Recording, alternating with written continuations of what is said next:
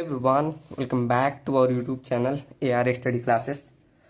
हम पढ़ रहे हैं जियो टेक्निकल इंजीनियरिंग और प्रीवियस लेक्चर में हमने बहुत सारे डिफिनीशन एंड लास्ट टॉपिक हमने थिक्सोट्रॉपी देखा था।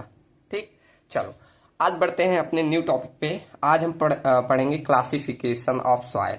अब इसमें आपसे आपका बहुत सारा मेथड होता है, जैसे पार्टिकल साइज क्लासिफिकेशन, एक टेक्सचर साइज क्लासिफिकेशन होता है, हाईवे रिसर्च बोर्ड क्लासिफिकेशन होता है, इंडियन स्टैंडर्ड क्लासिफिकेशन होता है। ऐसे 4 मेथड हैं। तो मैं आपका मेन सिलेबस में दिया है इंडियन स्टैंडर्ड क्लासिफिकेशन। तो मैं पहले इन तीनों को छोटे बेसिक बता दूंगा और चौथा आपको डिटेल में चलेंगे। ठीक, चलो। तो आप चाहे चैप्टर डाल दीजिए, चाहे आपका जो मन कहे। आप यहाँ लिख सकते हैं classification of soil, classification of soil. Okay, तो पहला मेथड होता है आपका particle size classification, particles size classification. अब इसको मैंने पहले भी बताया था, यहाँ हम और डिटेल में जाएंगे। जैसे मैंने बताया था क्ले का साइज कितना होता है, तो मैं यहाँ पर एक स्केल, चलो ऐसे ही लिखते हैं एक एक करके। तो पहले मैंने बताया था क्ले का साइज, क्ले का साइज कितना बताया था, लेस देन 2 माइक्रोन। तो वो आपका आता है क्ले, मतलब डाया जो होता है उसका, ऐसे डाया अगर लेस देन 2 माइक्रोन रहता था तब उसे हम क्ले की कैटेगरी में रखते थे। ठीक, सेम ऐसे अगर आपका 2 माइक्रोन से लेकर 75 माइक्रोन तक आता था तब उसे हम सिल्ट बोलते थे। ठीक, कितना, 2 माइक्रोन से ज्यादा, या माइक्रोन डाल दीजिए डाया, और लेस देन 75 माइक्रोन, 75 माइक्रोन, तो उसे हम सिल्ट बोलते थे। लेकिन फर्दर इसको भी हम 3 पार्ट में बांटते। कौन सा, देखो, एक आपका आता है फाइन सिल्ट, फाइन सिल्ट। दूसरा आता है medium silt, medium silt. And third आपका आता है कोर्स सिल्ट। ठीक, अब देखो फाइन सिल्ट की साइज आपकी होगी 2 माइक्रोन से लेके 10 माइक्रोन तक। ठीक, 2 माइक्रोन से लेके 10 माइक्रोन तक, तब वो आपका फाइन सिल्ट कहलाता है। अगर यही 10 माइक्रोन से लेके 20 माइक्रोन तक हो जाए तब वो मीडियम सिल्ट कहलाता है। ठीक, एक बार पढ़ेंगे आप लोग को ये ध्यान हो जाएगा कौन सा मीडियम सिल्ट। और वही 20 माइक्रोन से लेकर 75 माइक्रोन तक तब आपका वो कोर्स सिल्ट कहलाता है। ठीक, तब ये आपका कोर्स सिल्ट कहलाता है। ठीक, चलो ऐसे थर्ड हम बढ़ते थे 75 माइक्रोन से लेकर 4.75 mm तक, तब वो आपका सैंड कहलाता था।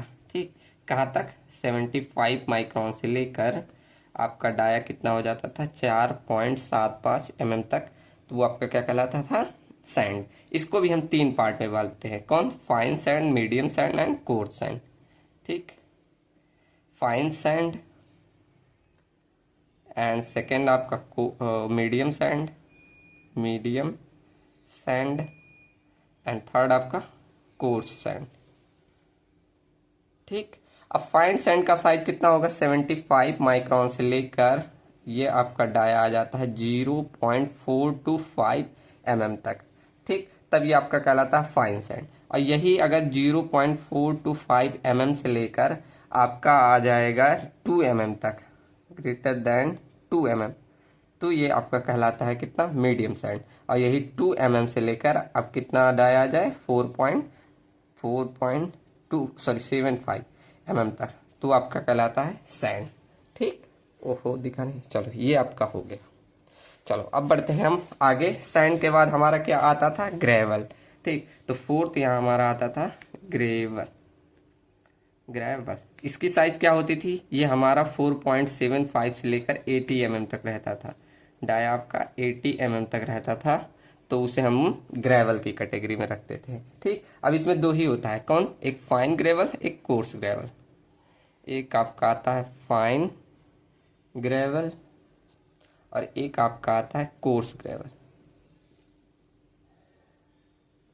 ठीक, तो फाइन ग्रेवल का क्या, 4.75 से लेकर अगर डाया आपका कितना 20 mm तक रहे तब उसे फाइन ग्रेवल बोला जाता है। लेकिन वही 20 mm से लेकर अगर वो कितना 80 mm तक रहे तब इसे कोर्स ग्रेवल बोला जाता है। ठीक, ऐसे फिफ्थ आपका आ जाएगा कौन सा, ग्रेवल के बाद क्या बोला था मैंने, पेबल्स या कोबल्स, पेबल्स या आप कोबल्स दोनों बोल सकते हैं।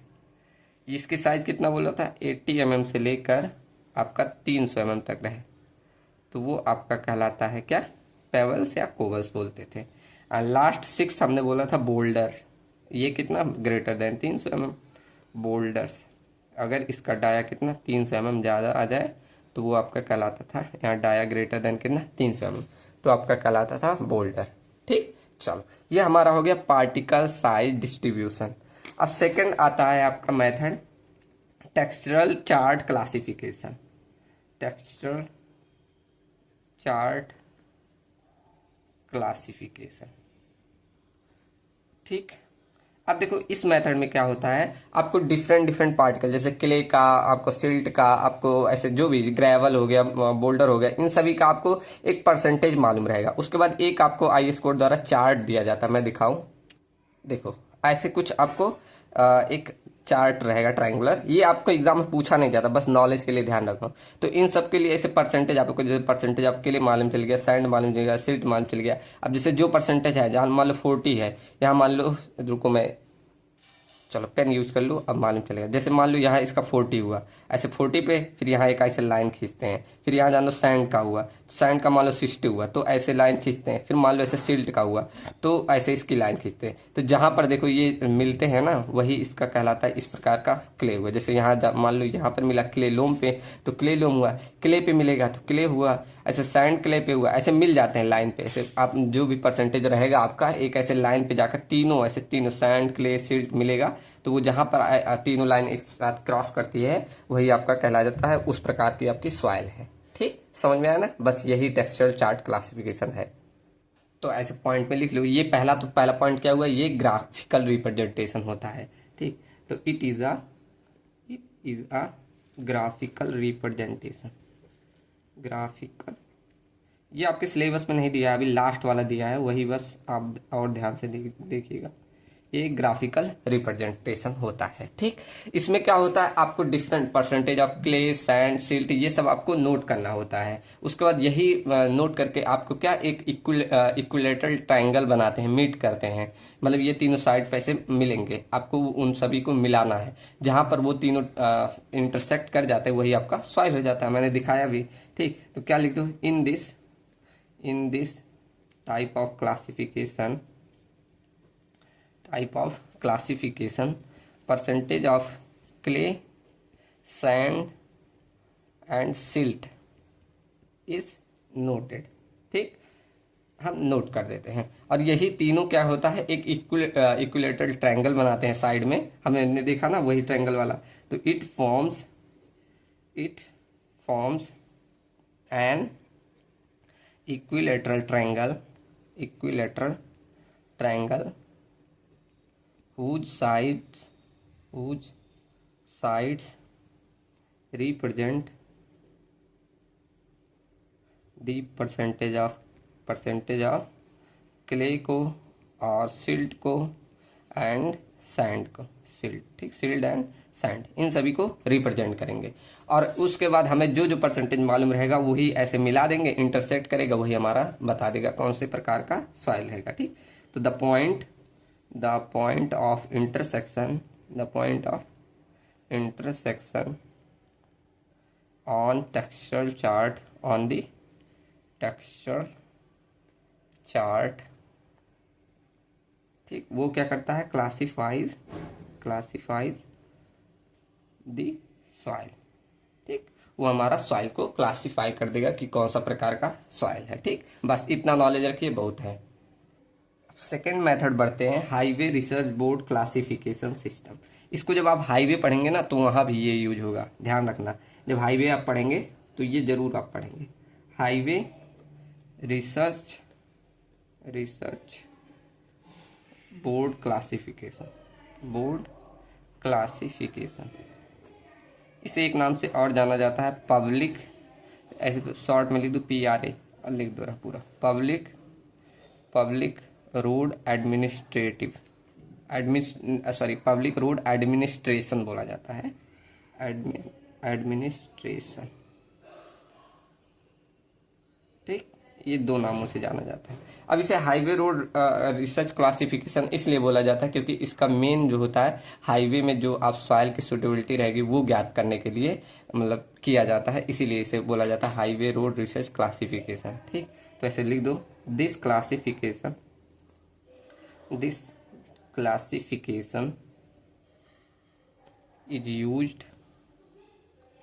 is used to check the suitability of soil for highway and payment classification के लिए। ठीक, पेमेंट क्लासिफिकेशन,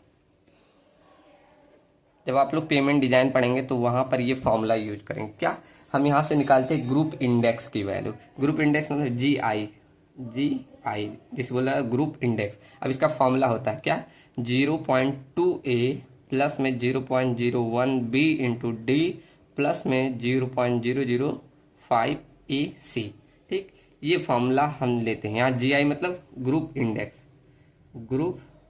इंडेक्स। अब इसी के आधार पे आप क्वालिटी ऑफ सॉइल निकाल लेते हैं। ठीक, यहाँ ए की वैल्यू क्या होता है, ए हम निकालते हैं परसेंटेज ऑफ पासिंग फ्रॉम जो सॉइल है, मतलब percentage of soil passing from 75 micron सीव से। ठीक, माइनस करते हैं इसमें से 35 से, तो वो आपकी ए वैल्यू दिखाती है। ए वैल्यू के मान जान लो 40 से ज़्यादा नहीं आनी चाहिए, मतलब 40 से ज़्यादा रहने चाहिए, सॉरी। अगर इससे कम हुई तो आपका ये देखो माइनस में आ जाएगा। तो हमेशा ए वैल्यू का मान 40 से कम नहीं होनी चाहिए।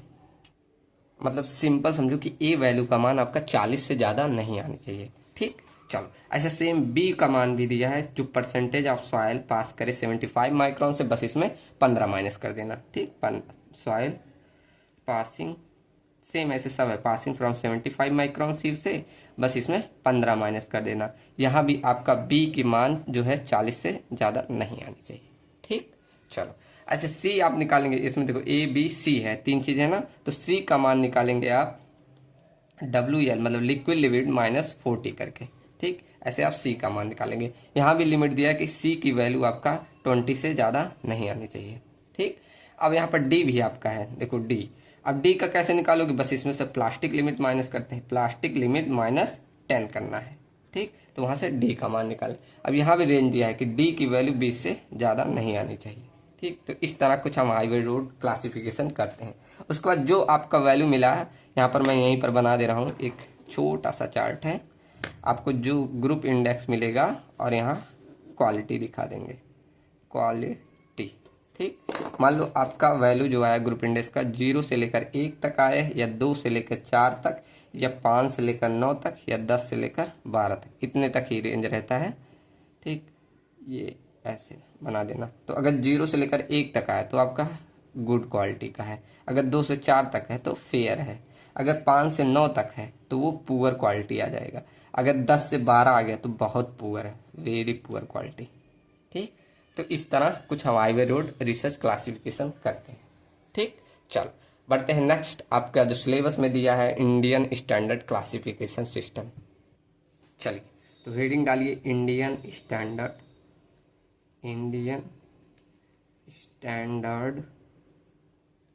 Classification system.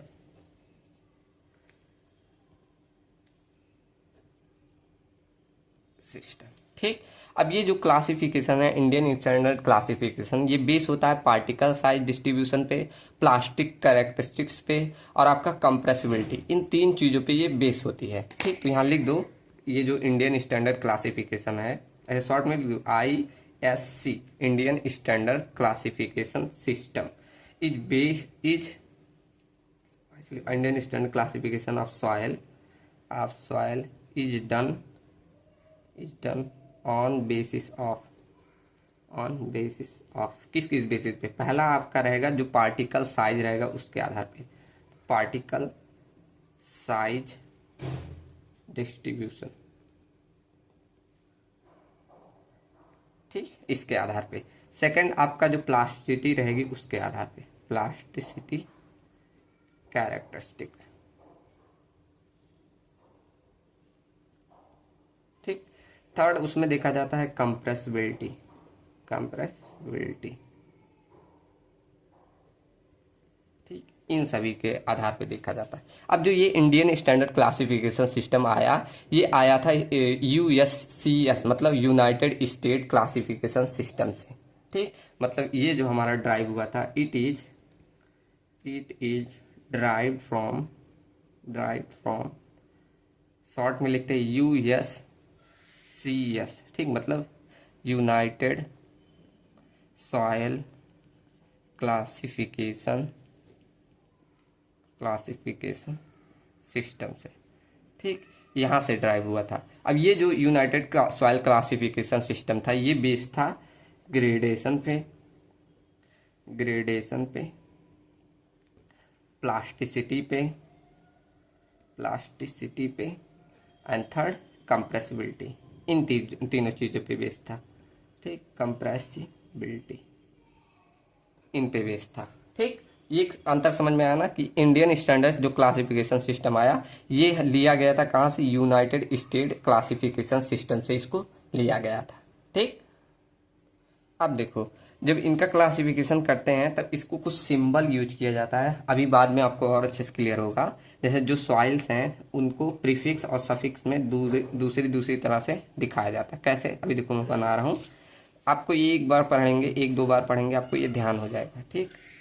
चलो देखो, मैं यहीं आपके सामने लिख के बताऊंगा तो आपको और अच्छे से क्लियर हो जाएगा। देखो, जैसे आपके सॉइल टाइप्स को प्रीफिक्स में रखा जाता है। प्रीफिक्स सफिक्स आता है ना, प्रीफिक्स मतलब आगे, सफिक्स मतलब पीछे, ये सब तो आपको मालूम ही होगा। प्रीफिक्स एंड सफिक्स, और ये सब ग्रुप्स, ठीक। अब देखो, जैसे आपका सॉइल टाइप हुआ,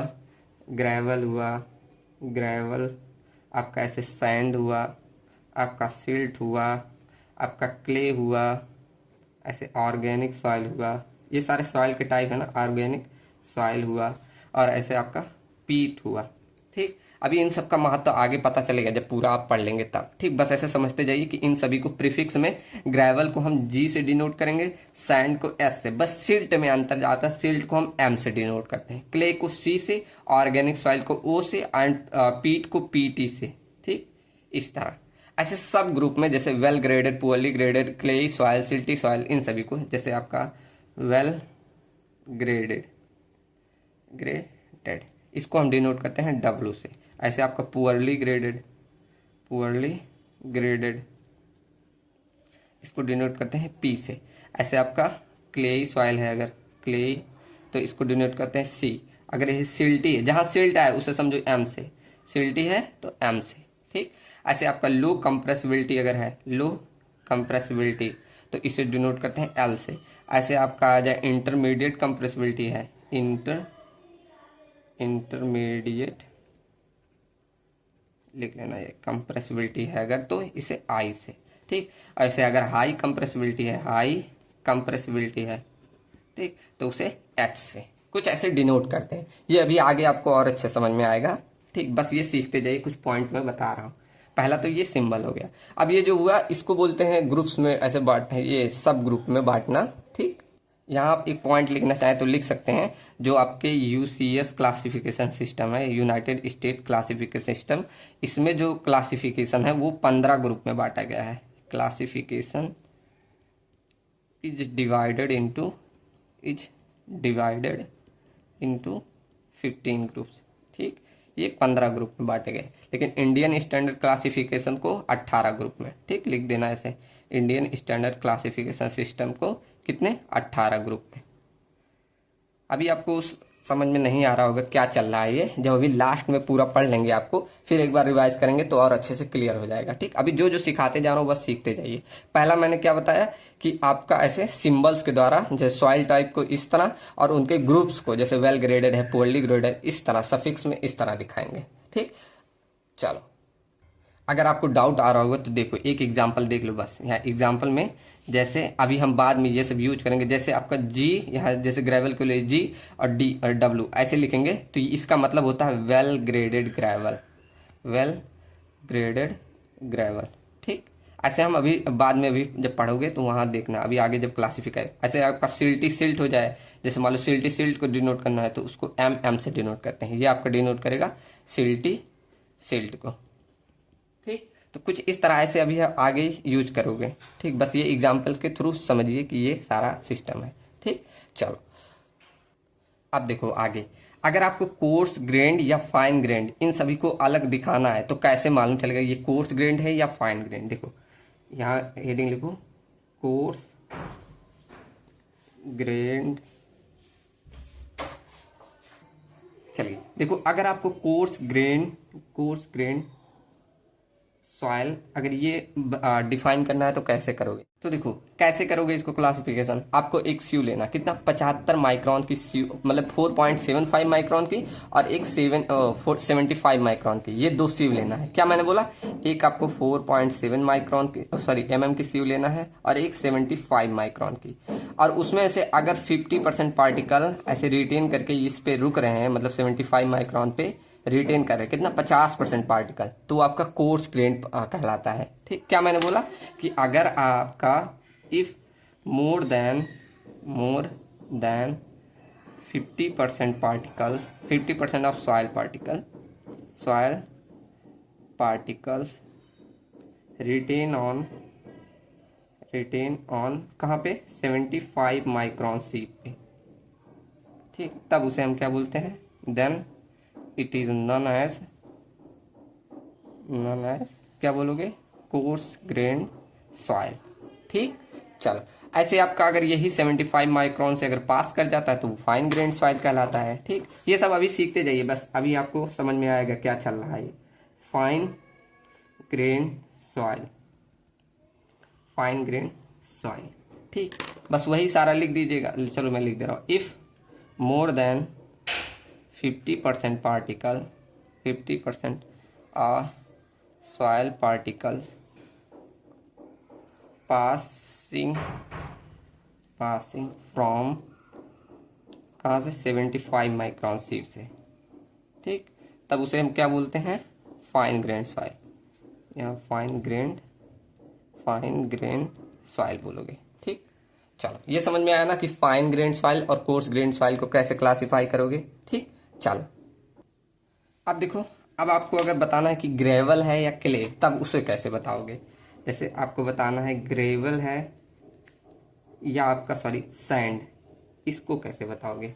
तो इसके लिए भी आपको दो सीव लेना है। अगर 50% आपका जो कोर्स पार्टिकल है वो 75 माइक्रॉन से ज्यादा है, मतलब 4.75 पे रिटेन कर रहा है, तो वो आपका ग्रेवल आता है। ठीक, क्या मैंने बोला, if 50% or more of coarse fraction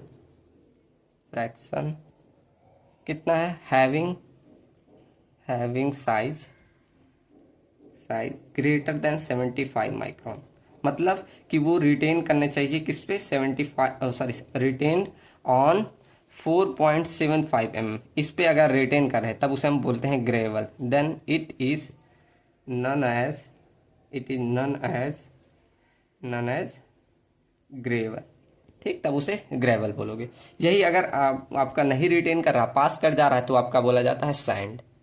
ठीक, तो पूरा वही लिख के यही लिख देना, क्या, रिटेन के स्थान पे पासिंग ऑन 4.75 mm, तब उसे बोला जाता है, then it is known as, बस यहाँ पासिंग लिख देना बस रिटेन के स्थान पे।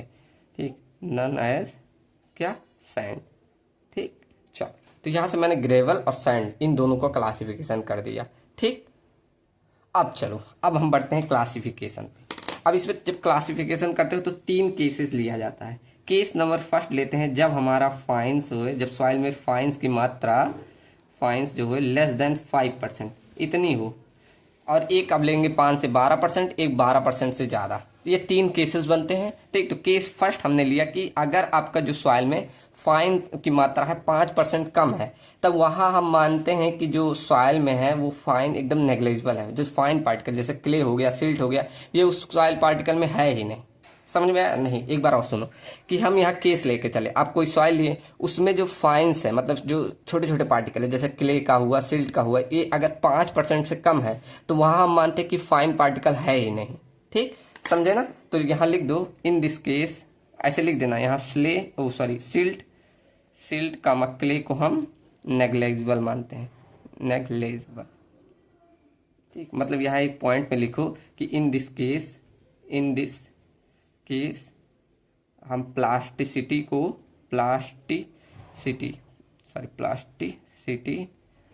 Is neglected. क्यों? आप लिख सकते और फाइन्स आर नेग्लेक्टेड। ठीक, मतलब यहाँ पर आपका जो फाइन पार्टिकल होते हैं, जैसे सिल्ट हो गया, क्ले हो गया, ये सब है ही नहीं।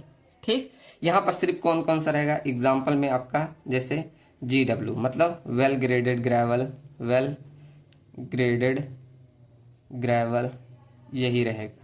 या आपका आ गया पुअरली ग्रेडेड ग्रेवल, GP से, जी यहाँ देखो P मतलब इसे सफिक्स में रखे, इसे और जो आपका सॉइल टाइप है उसे आगे रखेंगे। ठीक, तो GP ये क्या डिनोट करेगा? Poorly graded gravel. ठीक, ऐसे आप सैंड को ले लो, जैसे वेल ग्रेडेड सैंड। ठीक, आप ऐसे SP को ले लो, जैसे पुअरली ग्रेडेड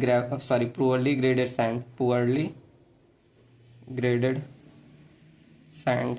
ठीक, आप ऐसे क्लासिफाई कर दोगे। अब इसमें से आपको किसी को भी क्लासिफाई करना हुआ, जैसे आपको GW, जैसे वेल ग्रेडेड ग्रेवल, इसको क्लासिफाई करना है तो कैसे करोगे? तो पहले आपको ग्रेवल निकालना पड़ेगा। तो ग्रेवल के लिए कैसे करते थे? अभी यहाँ ऊपर बताया ना कि अगर 50% of the coarse particle having size इतना रिटेन करे 4.75 mm में, तो वो आपका क्या कहलाता है? ग्रेवल। तो ग्रेवल का तो आप ऐसे यही कर सकते कि अगर मोर देन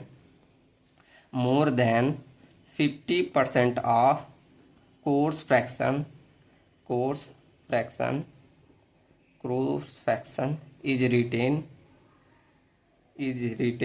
ऑन कहाँ पे? 4.75 mm सी पे, तो उसे है तो हम ग्रेवल बोल देंगे। अब वेल ग्रेडेड कैसे बताओगे? तो इसके लिए आपको Cu की मात्रा ज्ञात करनी पड़ेगी। याद है ना, पीछे मैंने लिखा था कि अगर आपकी Cu की वैल्यू ग्रेटर देन 4 है, या आपकी Cc की वैल्यू 1 से 3 के बीच में है, 1 से लेकर 3 के बीच में है, 3 के बीच में है, तो आपका क्या कहलाता था? वो वेल ग्रेडर। यहाँ पर तो वेल ग्रेडर सैंड कहलाता था, सॉरी यहाँ ग्रेवल कहलाता है, यहाँ पर सैंड कहलाता था।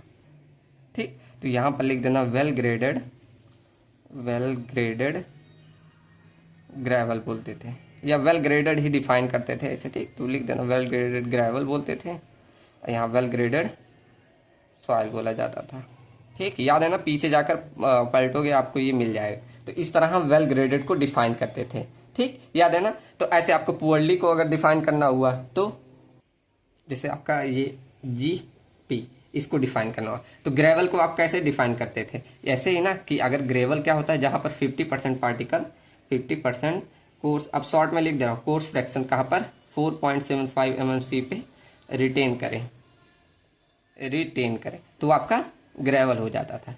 मतलब पहला आपने यहाँ डिफाइन कर लिया। अब पुअरली को कैसे करते हो? पुअरली के लिए आपको वही Cu और Cc की मात्रा, मतलब वहां Cu की वैल्यू अगर डज नॉट ग्रेटर देन 4 है तो वो आपका पुअरली ग्रेडेड हो जाता था। याद है ना? पीछे जाइए, रुको यहाँ पर होगा, मैं दिखा दे रहा हूँ, ये मेरे नोट्स में है।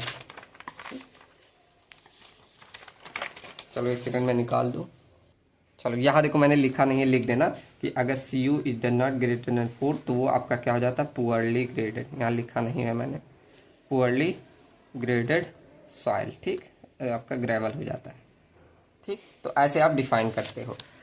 चलो, तो इस तरह कर देना। अगर यही आपकी क्या हो जाता है? सेकंड, Cc की वैल्यू लेस देन 1 आ जाती है, या Cc इज ग्रेटर देन 3, तो वो आपका पुअरली ग्रेडेड हो जाता है। ठीक, चलो देखो, इसमें पुअरली ग्रेडेड या आप गैप ग्रेडेड बोलो, वही आपका आता है। ठीक, ऐसे आप निकालते हैं।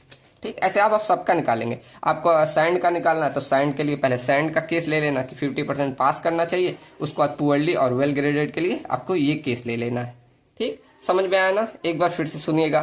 जैसे हम 3 केस लेके चलते हैं। पहला केस हुआ कि फाइन की मात्रा लेस देन 5% है, तो वहाँ सिल्ट के लिए ये सब नेग्लेक्ट कर देते हैं, सिर्फ हमें ग्रेवल और सैंड देखना है। तो ग्रेवल सैंड देखने के लिए मैंने ग्रेवल का केस बता दिया था और आपका सैंड का केस बता दिया है। तो सैंड चलो एक सैंड वाला भी कर दे रहे हैं, मान लो SW मतलब वेल ग्रेडेड सैंड है, ठीक। तो सैंड के लिए क्या करते हैं, अगर मोर देन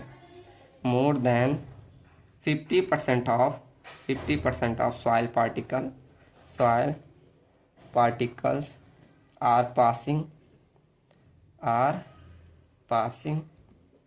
कहाँ से, पासिंग फ्रॉम 4.75 mm और रिटेन करे कहाँ पर, रिटेन 75 माइक्रोन सी पे, तो उसे हम सैंड बोलते हैं ना, वहाँ लिखा है ऊपर, ठीक। चलो उसके बाद वेल ग्रेडेड, इसमें कैसे डिफाइन करोगे, इसमें CU की वैल्यू आपको ग्रेटर देन 6 होनी चाहिए और CC की वैल्यू जो होती है वो 1 से लेकर आपकी 3 के बीच में आनी चाहिए, तब वो आपका कहलाता है वेल ग्रेडेड, ठीक। चलो तो कुछ इस तरह केस लेकर आप यहाँ क्लासिफाई कर दोगे जब आपका फाइन का मात्रा 5% से कम हो, ठीक। चलो अब देखते हैं सेकंड केस, अगर फाइन की मात्रा 5 से 12% तक हो तब। उससे पहले मतलब तीसरा केस देख रहा हूँ तीसरा नहीं, यही सेकंड केस होता है कि अगर फाइन की मात्रा 12% से ज्यादा हो, या आप वही कर लेना चाहे जो पहले, ये इजी पड़ता है तो इसे ही बता रहा हूँ। अगर फाइन की मात्रा ग्रेटर देन 12% हो तब, ठीक। अब यहाँ फाइन की मात्रा जब 12% से ज्यादा हो जाती है तो इस केस में आप फाइन को नेग्लेक्ट नहीं कर सकते, मतलब क्ले और सिल्ट ये सभी को नेग्लेक्ट नहीं कर सकते, यहाँ इन सबको भी ज्ञात करना पड़ेगा, ठीक। तो यहाँ लिख देना इन दिस केस हम क्या सकते हैं, फाइन्स आर नॉट नेग्लेक्टेड, यहाँ वो सब भी ज्ञात करना पड़ेगा, यहाँ हम नहीं नेग्लेक्ट कर सकते, ठीक। तो यहाँ पर सब चीजें आ जाएगी, जैसे आपका क्लेई ग्रेवल आ सकता है, सिल्टी ग्रेवल आ सकता है, जैसे देखो एग्जांपल में आप ऐसे लिख सकते हैं, आपका आ जा सकता है क्लेई ग्रेवल आ सकता है, सिल्टी ग्रेवल आ सकता है, और आपका क्लेई सैंड आ सकता है, ऐसे सिल्टी सैंड आ सकता है, ठीक। और ऐसे मतलब उस केस में भी वेल ग्रेडेड आ सकता है, वेल ग्रेडेड सिल्ट आ सकता है, वेल ग्रेडेड क्ले आ सकता है, बहुत से केसेस बन सकते हैं, ठीक।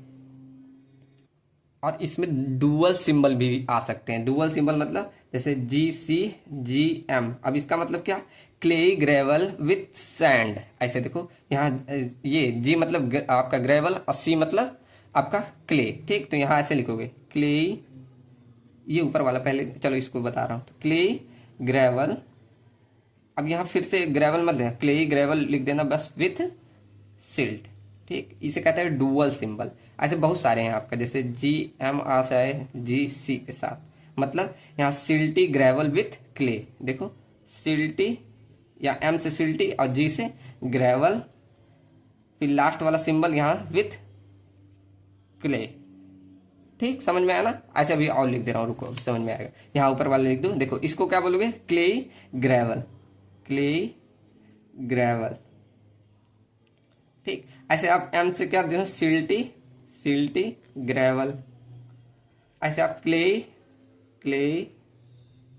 सिल्ट बोल, सॉरी क्ले सैंड बोलोगे, ऐसे सैंड, यहाँ सिल्टी सैंड, समझ में आ रहा है ना सब। देखो यहाँ M से सिल्टी, S से सैंड, ऐसे डुअल सिंबल में मैंने दिखाया क्या, क्ले ग्रेवल और यहाँ विथ सैंड, ये लास्ट वाला बस विथ के साथ ऐसे यूज करें, ऐसे सिल्टी ग्रेवल विथ क्ले, ठीक। और भी लिख दूं, देखो जैसे आपका आ गया SCSM, मतलब यहाँ से C से क्या होता है, clay sand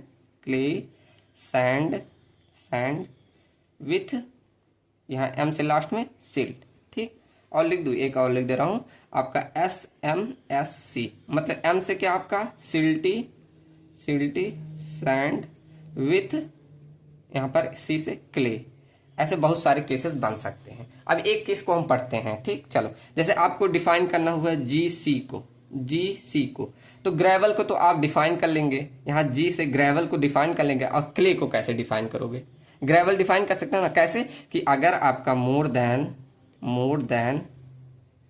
50% particle, 50% coarse fraction, देखो कोर्स फ्रैक्शन रिटेन करेगा किस पे, रिटेन ऑन 4.75 mm पे, ठीक।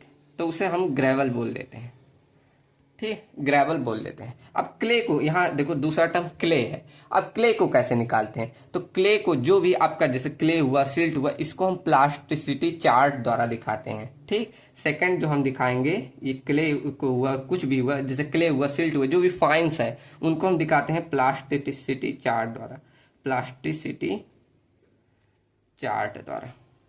ठीक, अब ये क्या होता है, देखो अभी एक चार्ट बना रहा हूं आपके सामने, चलो मैं साथ में बनाते चल रहा हूं, आप सबको भी ध्यान आ जाएगा। ठीक, चलो देखो यहाँ ऊपर ऐसे लाइन बनाना है और ये आपके इधर ऐसे कुछ बनता है चार्ट पर। चलो आप लोग को दिख रहा है, ये देखो। अब यहाँ पर ये जो ऊपर वाली वैल्यू है ये आपको आईपी दिखाता है और ये नीचे वाली वैल्यू आपको लिक्विड लिमिट, यहाँ आईपी डिनोट करते हैं, यहाँ नीचे लिक्विड लिमिट, देखो मुझे स्पेलिंग नहीं याद आ रही है, लिक्विड लिमिट। ठीक, यहाँ पर ये दिखाते हैं। अब यहाँ देखो 0 से लेकर आप कैसे 10, 20, 30, 40, 50, 60 ऐसे करके आप बहुत 80, 90, 100 तक जाना। ठीक, चलो फिर यहाँ पर 10, 20, 30, 40, 50, 60, 70। अगर किसी को डाउट आएगा जरूर बोलना, ये थोड़ा सा अटपटा पड़ जाता है, मैं मानता हूँ। ठीक, इसे 2 बार पढ़ोगे तब और अच्छे से क्लियर हो जाएगा। ठीक, चलो यहाँ पर देखो, उसके बाद यहाँ पर एक 4 से लेकर 7 तक आपका अगर प्लास्टिक लिमिट आता है तो उसे डुअल सिंबल में रखते हैं। अभी देखो यहाँ पर ए, यहाँ 10 से लिक्विड लिमिट से एक लाइन खींचते जिसे बोला जाता है ए लाइन। ठीक, 10 से नहीं, सॉरी 20 से, यहाँ 20 से एक ऐसे लाइन खींचते हैं जिसे बोला जाता है ए लाइन। ठीक, इसे बोला जाता है लाइन ए। और यहाँ 10 से खींचते हैं एक, उसे बोला जाता है यू लाइन। यहाँ 10 से खींचो, इसे बोला जाता है यू लाइन। ठीक, इसे बोला जाता है यू लाइन। ठीक, अब ए लाइन पे हमें वैल्यू निकालनी होती है, प्लास्टिसिटी की वैल्यू आईपी, ये आईपी निकालना होता है। इसके लिए फॉर्मूला है 0.73 ब्रैकेट में लिक्विड लिमिट -20, इससे आपको आईपी की वैल्यू मिलेगी। ठीक, और आपको लिक्विड लिमिट ऑलरेडी मिले रहेगा जहां पर आपका ये दोनों इंटरसेक्ट करेगा। रुको मैं एक तरह बना दूं इसको। ठीक, देखो कुछ ऐसे लाइन खींच दिया। अब यहाँ देखो अगर ये 4 से 7 के बीच में आती है तो इसे डुअल सिंबल द्वारा दिखाते हैं, डुअल सिंबल। ठीक, और उसके बाद देखो अगर ये इसके नीचे ए लाइन के नीचे आती है तो ये सिल्ट की कैटेगरी में रखा जाता है, सिल्ट में। ठीक, और अगर ये ए लाइन के ऊपर आती है तो इसे क्ले बोला जाता है। ठीक, लेकिन अगर ये यू लाइन, अब यू लाइन की वैल्यू कैसे निकालोगे, इसके लिए भी आईपी का फॉर्मूला है, आईपी इक्वल टू 0.9 ब्रैकेट में लिक्विड लिमिट -8। ठीक, कुछ इस तरह, यहाँ मैं लिख दे रहा हूँ। देखो यू लाइन के लिए फॉर्मूला क्या दिया गया है, यहाँ पर आईपी बराबर 0.9 ब्रैकेट में लिक्विड लिमिट -8। ठीक, आपको ऐसे ए लाइन के लिए फॉर्मूला है IP equal to 0.73 liquid limit -20। ठीक, ये यू लाइन के लिए फॉर्मूला है। ठीक, चलो तो यहाँ पर आपको ऐसे वैल्यू लेके आनी, आपको आईपी निकालना, आपको अपना लिक्विड लिमिट दिया रहेगा, दोनों ऐसे वैल्यू लेके जहां पर इंटरसेक्ट करेगी, अगर ए लाइन के नीचे इंटरसेक्ट करी तो आपका सिल्ट कहलाता है। अगर वही ए लाइन के ऊपर ऐसे इंटरसेक्ट किया, मान लो इधर लिक्विड लिमिट इतना आया ये यहाँ, तो अगर यहाँ पर ये ए लाइन के ऊपर इंटरसेक्ट करता है तो आपका सिल्ट, सॉरी क्ले कहलाता है। ठीक, क्ले कहलाता है। अगर लेकिन ये यू लाइन के ऊपर आ गया तो यहाँ कोई सॉइल एग्जिस्ट नहीं करती, नो सॉइल एग्जिस्ट।